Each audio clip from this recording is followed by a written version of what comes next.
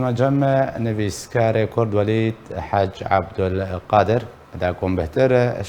کتوبیجی لسر روشا درعی بکن و پیش بچونه لوی باجاری ما مستولید دم باش بریا حمود شتکی دماکو روسیا و رژیم اسد ببی آویها خلقی دور پیشت کن ایریشت کن بگومان خلقی درعی جواکا نابدولتی بدنگی هل دبجری لیبری هلوسا جواکا نابدولتی بزانبن نها هفکش سیاسیه باجار درعی کتیه چکون آقا کدش برچه پیش بچونین ها لدرعی چید بنو به تایبتی دما نهادا جاردی وار باش و سپاسیا و دکم و براستی بری گوامتی که من وی شروعی بخورت اولی زیاده وکن جی سه بابت هنه گلکی گرینگن همش بیر نکن کو درع باجارک وقت كذا بيجن مهدكا عن بنجها دسبيكرنا شورشا سوري بي اقو 2011 هذا شي بي اد دوانجي امش بير نكن كو اول سر سينوركي جلكي جرينجا جبو اسرائيلي وجبو اردنيجي فاو هردو دولتجي يعني كنت بيجي كوما جهاني دا يكو اد دول جم امريكا وان بخا امريكا جي ودولتين غربي ام بيزان باراستن وبيوستيا كو اسرائيل بي محافظه كرنسر تشتري بابت جلكي جرينجا ونقطه سياجه قوات خازم بيجم جبلي شورش هيجي جويد دسبيكري ام جبير نكر وجبير نكن دما كو امريكا وروسيا خوستن وقت بيجي قافا كي بافيجن روشا سوري دا بري بين 6 سالا آواكرنا او دا موك او جي بنگاهي دانين درعا و دسبيكا دانين ببورا اردني دسبيكا ويجي اردن درعا دسبيكرن مثلا كيم كرنا قربوني وكم كرنا هيزبوني جي خفض التصعيد وخفض القوى فاف سرقرينجيا درعي وأف اللي فقرا براستي وك شورشي عن خلكي درعي أزبنا قرم وقت بيجي روجانا بشتيكو أو دانوستاندن وقهشتنا قالك اتفاقا بيمانا بريجيمي ربهبونا روسيا راجي تشتا قالكي جرينجيا قو أز بخد بينم فشلك قالكي جران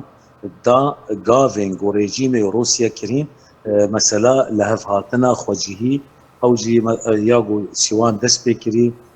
جدرعي حتى شام وحمص وحتى بقن حلب وفان تشتي قوتشيدن ايغو خلكي ماجي يرو بري خدتني دا او جي بويرانجي درباز بكن اف سرهلدانا درعي يرو دبي يعني فشلاوي فشلا في لبهاتنا خوجهي ددي خويا كرم براسي كجرات سوري نجرك خوجهيه باشا ما مستولي بلدنها ركبتنا كون هل درعيتي بجيكرن قولي هاتي راقاندن تشاكوي ورنا رادست كرنا رادست رجيم ورنا كرن اويكو بفي ركبتنا رازينا باش درعي دار كبن اوين كسين كو داخواز كرينا لشكريانا چاروي روشا وري تسوية كرن آلا رجيم ويا روسيا وري بلند كرن وخالن رجيم ويدنا بدرعي دورنا ابا كرن يعني اب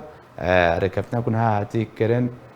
بهتر كبير برجونديا كده وبتايبتيك وروسيا فشار لخلق درع كريا حتى برازيب بن مش بير نكن قلتني وقت بيجي يه اوفيسري روسي يجو جوارا قلتي امنه سر كرداياتيا دانوستاندني دكن لي امي سر كرداياتيا بفشون يجي بكن يعني شر جي بكن يعني فدباريا مدى تشتكون هو هاتي بكار آنين ام تبجي زانن يجوجي قزنج بكي وريجيم بي لقلو وريجيم حتى كنجي بكاري قزنج ياجي بكي وقت يقول لفهاتنا بريجي تشتغو قابا دنجي ما بحثي كرين تشني ولي خوجي يعني تشتي خوجي هي روجانا بدانو ساندني هات خويا كرن كونو ناقه سري چما لانو عقليا الريجيم ونيرينا ريجيم ودسهلاتيا ريجيمي هين وكا خويا دخازي كو وكا بري 2011 اف بابتا سركيا ايكو ممكنه وكا درمانه كده بنجك بي لي تشتك جالكي دجوار تيدا هي اجيب ترى ممكنه متفق بم مثلا كو افكسنج وإيرو باوريا خبينين در خستنا وآن أردن بيت باوريا مدى أردن ويقبولنا كي لممكنة بروا بدن تركيا باوريا مدى أفيجي بكبت بابتا قالك تشتين بهارتنين ديموغرافي يقول سراسر نقشة سورية كارانين ريجيم مستفيدة ممكنة بهيز ودار روسيا لأوجي ودمكيبه وجار دي دس ممكنة صالب دي دوسي وهربت سر هلدان شي بيقول إيرو جرا سوري بالتمامي ان السر نقشة سوري تبي نيك صلق به نيك بند به وبريجيم را گفتگو به كرا باشا ما مستوى فردا ما بين السر هلوستان الدولت يعني افهموا بيش وشون درعا يشبونا بدمكا يعني حتى وكانها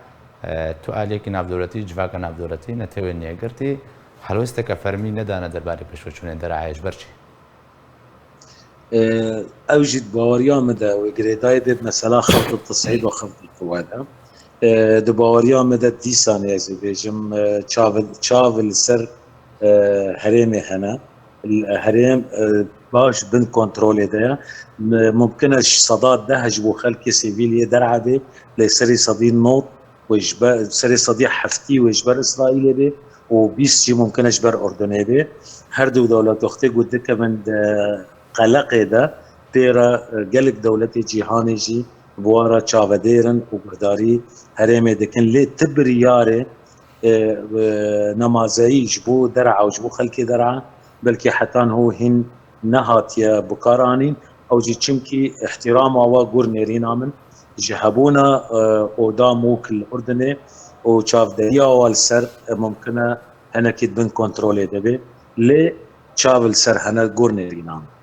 باشا ما مستولد الجوري كوهات شروفكار بيجن او بيش بچون النهاية درعا و آلیه نافچین روژاوای کردستانه در انجام جوینا بوتینو جو بایدن یا بدیا دمکه بو اف در انجام پیشوچون در انجام نه جدی گوتن دمک نزدیک در امریکا و روسیا و لبجبن گوتو بجن تایبت در بار روشا سوریه بکن یعنی دور دا هر دو ولات زلهز کو دستوردان سوریه کن اگر هي روش بيجي او هي خرابتر بيان جو روش برفش قارك بيو بشي روسيا وامريكا وتشاو دابش بن سوري دباريا مدا ما مستمقلك جراجي بحث كريا ونهوجي مقلك جرا ناف بكار اني هم جبير نكن جو بايدن نائب اوباما بي وقت بو كيري ولا لافروف الهذو نشتن اف عنوانا قالك يفرح ياقو دانين بنافي خفض القوه وخفض التصعيد راستا ايرو او هدر ديتنا بايدن وبوتني سرناذك دي او بالناظري تفاصيلي وقت بحثي كري افجفاتا كوبيكرن لحربت جرا قالك تشتن وكمقدمات جهاتنا دانين او مقدمات تشتن السر عردي ندهن دروي سوريا دا افغانستان وكنمونه ام جبير نك النقطه دي جديتنا مملوك وحقان فيدان جي اقو يلو سر ماسيه وتقريبا هات الديكومنت هاتيه بكا يعني بيرو باوري بي هاتيه دانين ايرو طبخك جي سوريا را بكتي بكار انين او طبخا سوريا ونيا ايرو ببراسي غورنيرينا من جاردي وامتدادا ويا 2014 عن 2015 بي او طبخات بحث ما مستورده شو جور الطبخه يعني تشاويا اقرت هنا يعني دباوري عمدا تزاني غورنيرينا من جوج متابعه من جير 2015 حتى نو يعني مثلا تشتاقوا الحلبي تشيبي حتى قاع حمصية حماية ومناطق ديتر ما عندهم منطقة قالك توتر تدا ادلب وكردستان سوريا عن منطقة بن دستي هيزين قصد دا دباري عمدا ونوعك وقت بجيش سفكرنا هيزا عسكري لو منطقة بكار بينن وبري خبدن ايرو روشكا يعني اباكرنا وكتبيجي بنجها كيجبو دانوستانتنين السياسي جوهرتنك بيكرن اللي او جوهرتن حتى وكي ايرو هي زلال نبيا بيشتيرو نشتنا هردو وفد امريكي وروسي هردو او جروب معنينا بخورتي جرايا سوريدا وقالك وقت بيجي مفتاح وقالك بريارجي او بكارتي ننج حكومتي خورج روسي بنت امريكي فبراستی باوریا مده بره روشا سوری ایرو والچاره سرک سیاسی به ممکنه نه جنیو به جنیو نهوب مینه جمدی پشتی وان دانوستاندنا نیکا گروبا دانوستاندنه سیاسی اکر سرو که مثلا وفود جنیف رژیمی بان سوری به ل دباریا مده خالق گلکی مهم هيا جمره كرديا جوه بده ده مثلا تصريحات السركردايتيه بيدي وقسد حتى وكي ايرو هين كنديلا ونطايوا برجيما سوري فجريدايا وتشتند بن ما صواد جهانا اف جوتنين وقت بجي عمومي ايجو وزير تربيه يا سوريجي جوتي تيجي فجراجي لاوك بنجك موضعي بيوك بعربي بيجن اوجي تشجيع بيج كسيجو هاوير دوري بيدي كوبي بغرن ممكنه انه مثلا دبا اف يك قزنجا هوايه لانه تجاريجي جواري تشاندي ان حقوق ثقافي نيرينا وايش كردانا يذكرن بيدي خدمه هدينه باش كو دانستاندنا بريجيمي رابكي و ببي طرفك ريجيمي جالكس باس جبوي نفيسكار وليد حاج عبد القادر كتم راوي جالكس باس